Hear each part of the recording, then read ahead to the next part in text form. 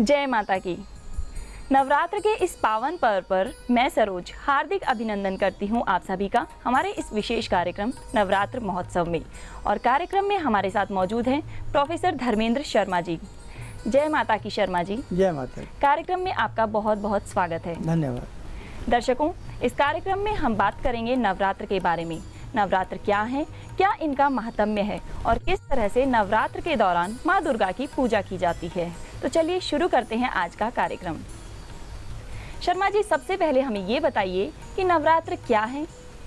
जी देखिएगा, नवरात्र अपने आप में एक बहुत पावन, पवित्र, मंगलमय एक ऐसा समय उपस्थित हो जाता है कि जिसमें घर घर में, विश्व के कोने कोने में भगवती अपना प्रादुर्भाव तो करती हैं और साथ में जितने भी उनके साधकगण होते हैं सभी के कष्टों का कल्याण करती हैं। ऐसी पावन छटा में, ऐसी पावन वेला में जहाँ घर घर सुगंधी महकती हो, जहाँ भगवती के हर घर में गुंजन किया जाता हो, ऐसी स्थिति में यदि आप भी भगवती का गुणगान करते हैं तो निश्चित तौर से आपको बहुत बड़ा लाभ मिलेगा। नवरात्र क्या हैं, क्यों हम नवरात्र मनाते हैं, इसके बहुत सारे कारण हैं। भगवान श्री राम जी ने भी भगवती की पूजा की थी। नारद जी ने भगवान श्री राम को भी कहा था कि आप भगवती की पूजा करें और फिर देखें कि किस प्रकार से आप रावण का वध कर सकते हैं, कैसे आप एक बुराई का अंत कर सकते हैं। भगवान श्री राम ने भी भगवती की पूजा अर्चना की थी। ब्रह्मा विष्णु महेश भी भगवती की पूजा अर्चना से नहीं बच पाए हैं। तो कहने का मतलब कि जहाँ देवताओं ने, देवों ने, नागों ने भगवती की पूजा अर्चना की हो, हम तो एक साधारण से मानव हैं, यदि हम भी भगवती की पूजा करते हैं तो निश्चित तौर से हम बहुत बड़े पुण्य के भागी बनते हैं, लाभ के भागी बनते हैं। नवरात्र क्या है, आइए हम आपको बता देते हैं क्या है नवरात्र का पर्व। क्या है नवरात्र? निर्मल चित्त वालों के लिए ही देव महादेव ने साधना के अनेक मार्गों का निरूपण किया है, जिसमें मोहग्रस्त मानव माँ का अनुरागी बन माँ के चरणों पर अपने को न्योछावर कर दे। साधना के दो रूप हैं, नित्य तथा नैमित्तिक। प्रतिदिन चलने वाली साधना नैतिक कहलाती है तथा पर्व पर्व पर की जाने वाली सविशेष साधना नैमित्तिक कहलाती है। अतः ऐसी नैमित्तिक साधनाओं के अवसर शास्त्रों के द्वारा निर्धारित कर दिए गए हैं। नवरात्र भी ऐसा ही एक पर्व माना गया है। नवरात्र के बारे में तो हमने जान लिया। अब हमें ये बताइए कि माँ दुर्गा के वो कौन कौन से 9 रूप हैं जिनके नवरात्र के दौरान पूजा की जाती है। जी, भगवती के नवरात्रों में किस प्रकार से हम 9 रूपों का पूजन करते हैं। आपने खाटू श्याम जी की बात सुनी हो, आप खाटू श्याम जी जाते हो। नव दुर्गाओं की उपासना भगवान खाटू श्याम जी ने भी की थी। और जिस समय महाभारत के मैदान में युद्ध जीत करके वापस आए थे पांडवों की सेना, तो भगवान श्री कृष्ण ने उस वक्त भी भगवती की उपासना के बारे में कहा था। तो दर्शकों, भगवती की उपासना तो बहुत बड़ी होती है, बहुत बड़ी होती है। तो साधकगण अच्छे से ध्यान दें कि किस प्रकार से आज प्रथम नवरात्र में हम भगवती के किस रूप का पूजन करें। भगवती के 9 रूप माने गए हैं।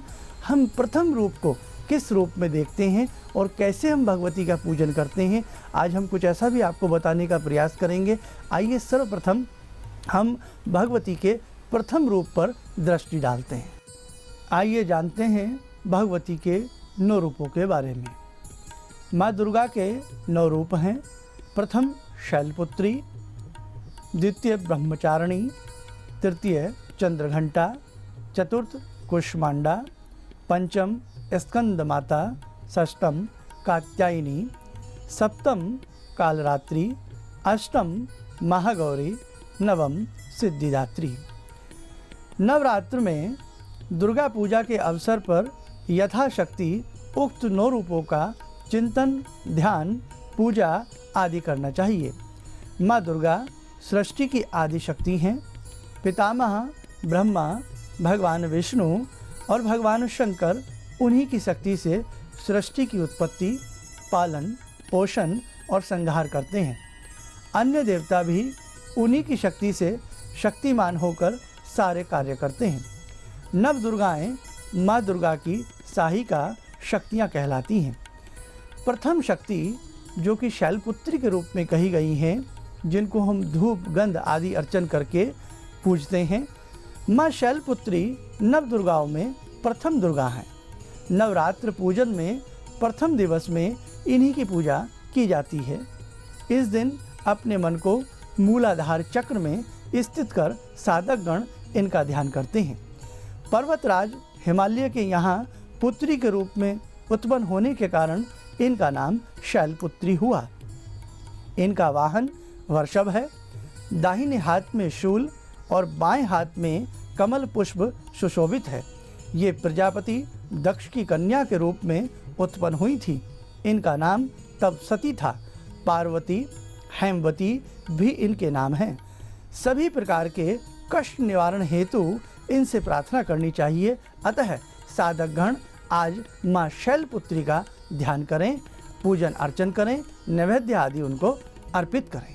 आज नवरात्र का प्रथम दिन है, तो प्रथम दिन घट स्थापना की जाती है। किस तरह से की जाती है घट स्थापना, और घट स्थापना में कलश में क्या क्या मिलाया जाता है? जी, कलश में ब्रह्मा विष्णु महेश का वास होता है। जब हम पूजन करते हैं तो जल को अपने समीप स्थापित करके हम पूजन सदियों से करते आए हैं। जल जहाँ शीतलता का प्रतीक होता है, वहीं जल चंद्रमा का भी प्रतीक होता है, वहीं जल मन की स्थिरता का भी प्रतीक होता है। तो जब भी हम घड़े की कुंभ की स्थापना करते हैं, घट स्थापना करते हैं, तो बहुत साधक गण कन्फ्यूज़ हो जाते हैं कि हम किस दिशा में कलश को रखें। हमने पहले भी बताया कई बार आपको कि जब भी हम भगवान के किसी भी आयोजन में, चाहे नवरात्र हो, चाहे कोई भी आप ऐसा अनुष्ठान कर रहे हों, तो सदैव भगवान या भगवती के दाहिनी तरफ कलश रखा जाता है। यानी कि आप जैसे मैं बैठा हूँ, अपने बाईं तरफ और भगवान के दाहिनी तरफ कलश की स्थापना की जाती है।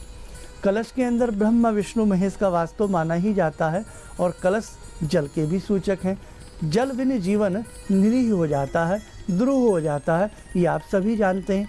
तो किस प्रकार से हम कलश में क्या क्या द्रव्यों को हम डालते हैं और उनसे हमें क्या क्या लाभ होता है, आइए एक दृष्टि इस चीज़ पर हम लोग डाल लेते हैं।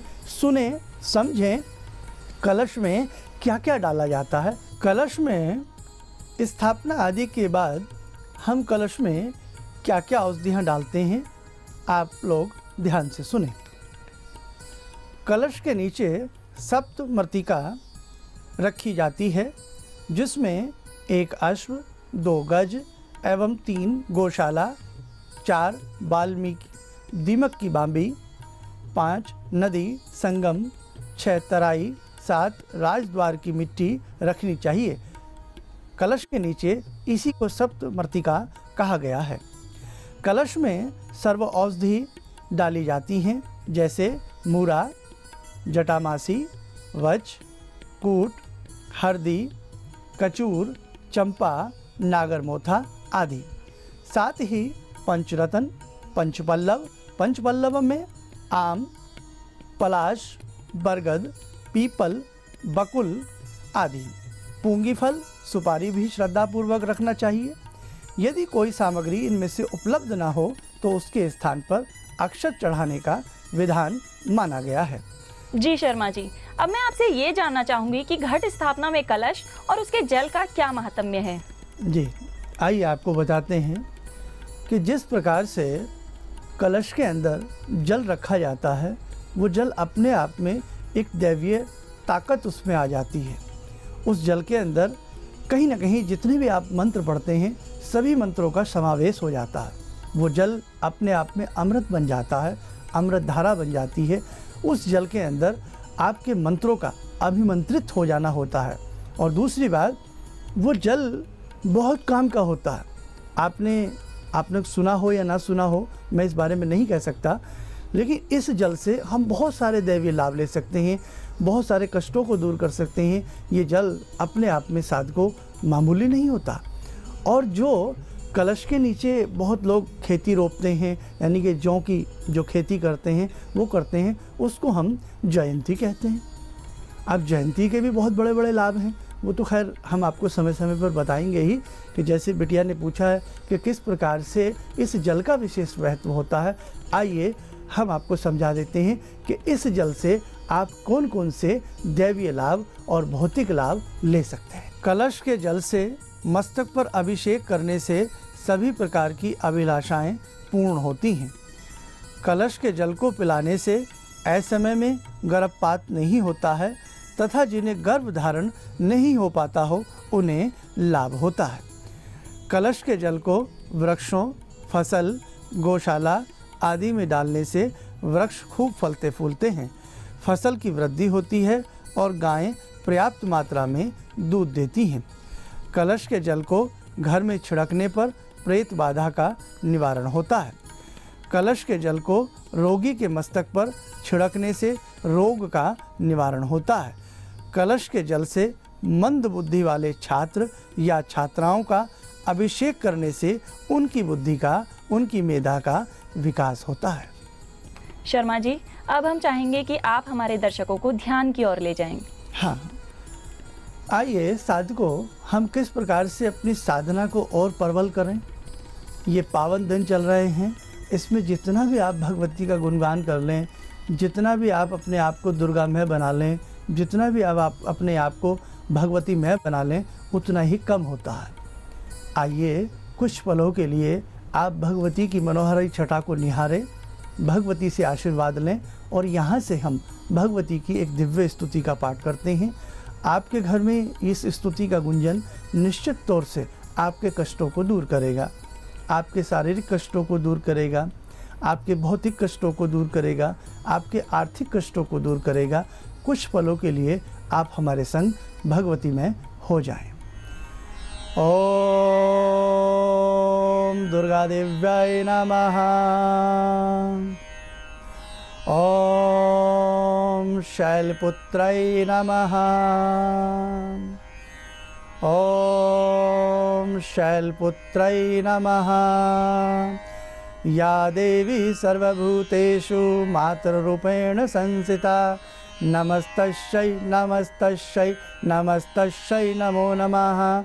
या देवी सर्वभूतेषु शक्तिरूपेण संस्थिता नमस्तस्यै नमस्तस्यै नमस्तस्यै नमो नमः। या देवी सर्वभूतेषु कान्तिरूपेण संस्थिता नमस्तस्यै नमस्तस्यै नमस्तस्यै नमो नमः। ओम कात्यायनै नमः। ओम कात्यायनै नमः। ओम विंध्यवासिन्यै नमः। निशुंभ शुंभ गर्जनी प्रचंड मुंड खंडनी बने रणे प्रकाशिनी भजामि विंध्यवासिनी। त्रिशूल मुंड धारणी धरा विघात हारणी गृहे गृहे निवासिनी भजामि विंध्यवासिनी। दारिद्र्य दुख हारणी सुतां विभूति कारिणी वियोग शोक हारणी भजामि विंध्यवासिनी। लसतुलाल लोचनम लतासनम वरम प्रदम कपाल शूल धारणी भजामि विंध्यवासिनी। करो मुदो गदाधरा शिव शिव प्रदायिनी बराबरत्न शुभा भजामि विंध्यवासिनी। अशिंद्र जामनी प्रदम त्रिभास्य रूप धारणी जले थले निवासिनी भजामि विंध्यवासिनी। विशिष्ट शिष्ट कारिणी विशाल रूप धारणी महोदरे विलासिनी भजामि विंध्यवासिनी। पुरंदरादि सेविता सुरारि मंच खंडिता विशुद्ध बुद्धि कारिणी भजामि विंध्यवासिनी भजामि विंध्यवासिनी। ओम शैलपुत्राय नमः। आर्धचंद्र का मुकुट धारण करने वाली, वृषण वाहन वाली, शूल धारणी और प्रथित यशा शैलपुत्री देवी को वांछित फल की प्राप्ति के लिए प्रणाम करता हूँ। शर्मा जी, आप हमारे इस विशेष कार्यक्रम में आए और हमारे दर्शकों को इतनी रोचक जानकारी दी, उसके लिए आपका बहुत बहुत धन्यवाद। जय माता की। जय माता की। दर्शकों, आज के इस विशेष कार्यक्रम में बस इतना ही। अगले अंक में हम